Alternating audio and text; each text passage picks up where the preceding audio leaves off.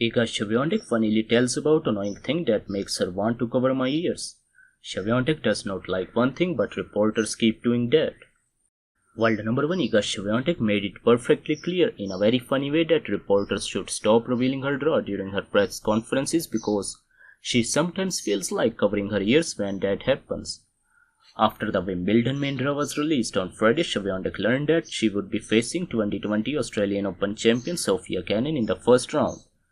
But Kenin was only one of the big names that Swiatek could possibly meet, and road to the final as her part of the draw also included the likes of Yelena Ostapenko, defending champion Marketa Vondrousova, who ended up losing in the first round, and Alina Rybakina.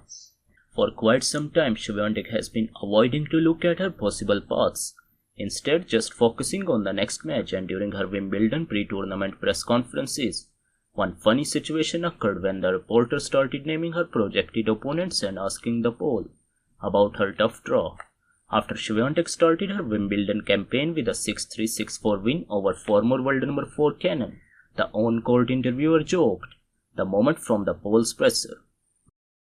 "One thing you don't like, and I'm not gonna do it, so don't worry, is to know the main draw in advance," the interviewer told Swiatek. Responding to the question, Swiatek delivered a very honest but also a very funny comment. "I had some interviews when the journalists are like telling me the route to the final, and I was like, oh my god, should I cover my ears or..." For a place in the Wimbledon third round, Swiatek will play against world number 85 Petra Martic, the same opponent she beat in the Wimbledon third round last year. What Swiatek said about her performance versus Kenin. Early in her Wimbledon opener, Swiatek looked a bit shaky as she blew an early break before going up by a break again in the fourth game. Later in the set, the ball missed out on a set point in the game 8 but converted her second set point on her serve game later.